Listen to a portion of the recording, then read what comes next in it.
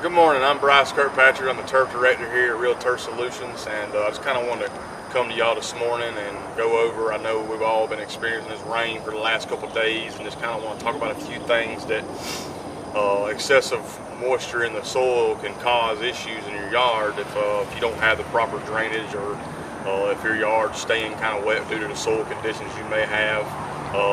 Some of the things that cause a lot of issues with this time of year when we get rain like we have the last couple of days is you can have fungus disease kind of start to occur in your yard. Large patch is one of them, brown patch is another, and of course take all root rot. Those are just some of the diseases you can look out for. Now, of course, there are other factors that kind of are involved with those diseases, but the excessive leaf wetness and excessive soil moisture also doesn't help with those the formulation of those diseases. Some other things, though, that kind of go along with extended soil moisture is if you have areas of your yard that are holding water, kind of puddling, those are breeding ground for mosquitoes, and I know everybody surely doesn't like those flying around the yard, especially this time of the year when everybody's out and about trying to kind of enjoy those backyard parties and grill outs and stuff. And then, of course, you also have other issues that deals with your plant material. Some of your plant material doesn't particularly like extended moisture in the soil.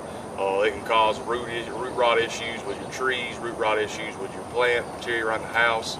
And then, of course, you just can't enjoy the yard, period. If your yard stays excessively wet, you can't mow it, obviously.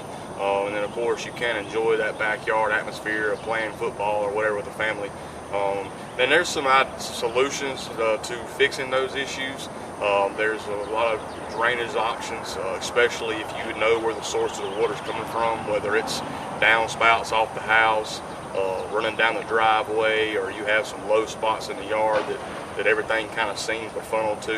And of course, if you don't fix these issues over time, slowly they can cause even more major issues with erosion, and of course just the fact that you can keep that yard part moist like that, it can just cause fungus issues like I talked about earlier with your turf. And of course at that point your turf can start dying off and the yard start looking a lot worse than it probably does now.